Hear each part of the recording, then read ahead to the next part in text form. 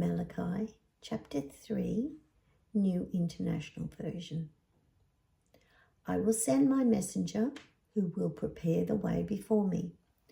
Then suddenly the Lord you who are seeking will come to his temple. The messenger of the covenant whom you desire will come, says the Lord Almighty. But who can endure the day of his coming? Who can stand when he appears? For he will be like a refiner's fire or a launderer's soap. He will sit as a refiner and purifier of silver. He will purify the Levites and refine them like gold and silver. Then the Lord will have men who will bring offerings in righteousness, and the offerings of Judah and Jerusalem will be acceptable to the Lord, as in days gone by, as in former years. So I will come to put you on trial.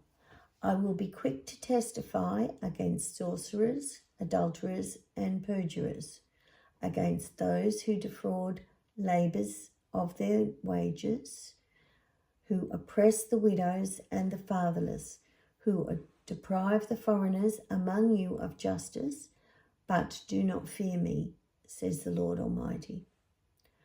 I, the Lord, do not change. So you, the descendants of Jacob, are not destroyed. Ever since the time of your ancestors, you have turned away from my decrees and have not kept them. Return to me, and I will return to you, says the Lord Almighty.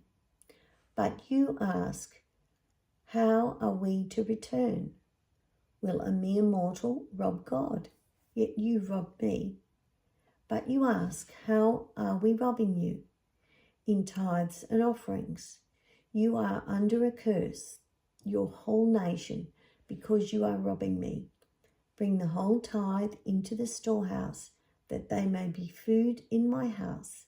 Test me in this, says the Lord Almighty, and see if I will not throw open the floodgates of heaven and pour out so much blessing, so that there will not be room enough to store it. I will prevent pests from devouring your crops, and the vines in your field will not drop their fruit before it is ripe, says the Lord Almighty. Then all the nations will call you blessed, for yours will be a delightful land, said the Lord Almighty. You have spoken arrogantly against me, says the Lord. Yet you ask, what have we said against you? You have said it is futile to serve God. What do we gain by carrying out his requirements and going about like mourners before the Lord Almighty? But now we call the arrogant blessed, certain evildoers prosper, and even when they put God to the test, they get away with it. Then those who feared the Lord talked with each other, and the Lord listened and heard. A scroll of remembrance was written in his presence concerning those who fear the Lord and honour his name. On that day, when I act, says the Lord Almighty, they will be my treasured possession.